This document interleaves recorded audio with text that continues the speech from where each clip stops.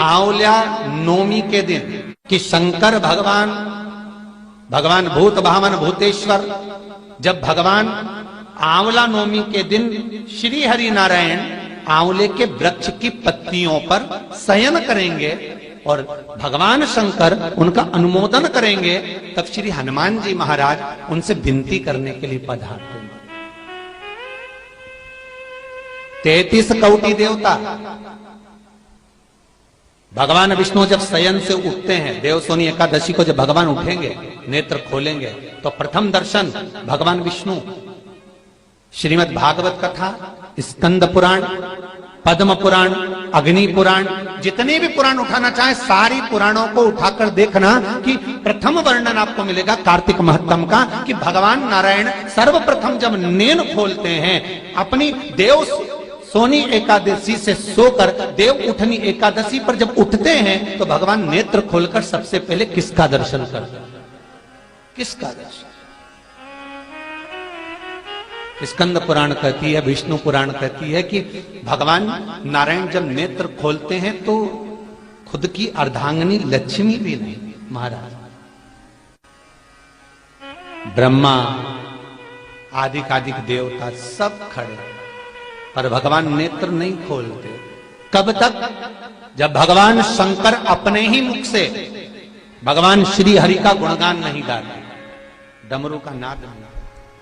आंवला नवमी का आप लोग साधना करते होंगे। जब कार्तिक के महीने में आंवला नवमी का व्रत आता है तो जो उपास नहीं भी रखते हो, जो पूजन नहीं भी करते हो, उनसे मेरा निवेदन है कि स्कंद पुराण में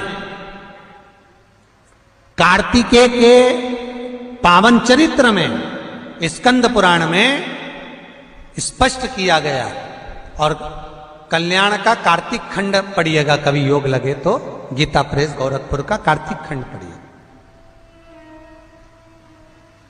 आप पढ़ेंगे तो उसमें मिलेगा आपको कि आंवला नवमी के दिन आंवले के पेड़ के नीचे घी का दिया लगाकर मध्याह्न से पहले दोपहर के 12 बजे से पहले आंवले के पेड़ के नीचे आंवला नवमी के दिन कार्तिक के महीने में स्कंद पुराण कहती है जो घी का दिया लगाकर पूजन कर कर अपना पल्लू पसार कर आंवले के वृक्ष की डाली में से उस पे लगी हुई थोड़ी सी छाल को अपनी अंगूठे और चीटी उंगली से अपने पल्लू में गिराकर ले जाकर लाल कपड़े में हल्दी के साथ अपनी तिजोरी में अलमारी में रख लेता है। उसके घर में कभी बरकत की कमी नहीं होती, उसके घर में कभी संपदा की कमी नहीं होती, उसके घर में धन वैभव सत्ता बढ़ती है, बढ़ती है। आंवला नवमी की कथा में एक प्रसंग आता है। आंवला नवमी का पूजन आपको करना आता है, व्रत करने वाली माताएं व्रत करती है, आंवले के पेड़ के नीचे जाकर पूजन करना, भोजन करना, आंवले का वृक्ष की छाया में बैठना, उस दिन किसी को अपशब्द ना कहना, आंवले की पूजन कर कर अपनी झोली को पसार कर चीटी उंगली और अंगूठे से आंवले की छाल को थोड़ा सा पल्लू में गिरा लेना, उस छाल को ले जाकर अपनी बरकत में, अपनी अलमारी में, अपनी तिजोरी में रख देना। यह आंवला नवमी की पूजन का विधान है, संपदा के। एक बहुत अच्छा समय रात्रि के 9:15 का एक समय होता है।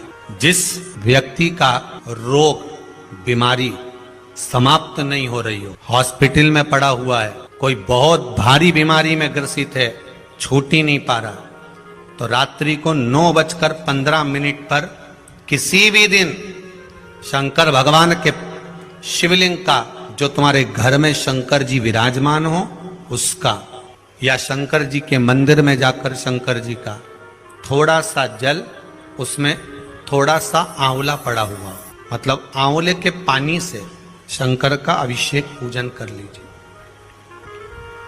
उसका नाम लेकर कर लो जो रोग से ग्रसित हो। 1 दिन 2 दिन 3 दिन करोगे, वो हॉस्पिटल से छुट्टी करके आ जाएगा, उसका रोग समाप्त हो। आंवले के वृक्ष के नीचे, स्कंद पुराण में भी है, कार्तिक महीने में आंवला नवमी पर आंवले के वृक्ष के नीचे भोजन करने से संपदा बढ़ती है। इसलिए आंवला नवमी पर लोग आंवले के पेड़ की पूजन करने जाते हैं तो वहां गोट भी करते हैं। बोलो सही है कि गलत है? वहां लोग टिफिन लेके जाते थे, पहले भोजन करते थे आंवला नवमी पे, आंवले के वृक्ष के नीचे भोजन करने पर संपदा बढ़ती। आंवला नवमी का दिन कार्तिक में पड़ती आंवला नवमी, ठीक है।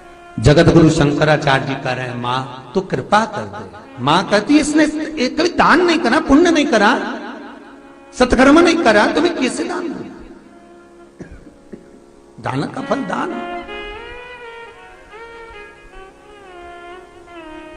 कैसे दूं मैं? मां पूर्व में मान लो इसने जितने जन्म लिए उस जन्म में अगर कोई दान नहीं दिया तो आज आंवला नवमी के दिन आज तो दान दिया है। लक्ष्मी जी बोलती है जो अभी करेगा इसका फल तो बाद में मिलेगा। जगत गुरु शंकराचार्य जी कहते हैं, मां मैं आपसे केवल इतना सा मांगना चाहता हूं, इस कली काल में आप मुझे वर दे दो कि एक दिन ऐसा हो आंवला नवमी का जिस दिन जो दिया जाता है उसका फल जीते जी ही मिल जाए। बस इतनी कृपा कर। जगत गुरु शंकराचार्य जी के शब्द देखिए।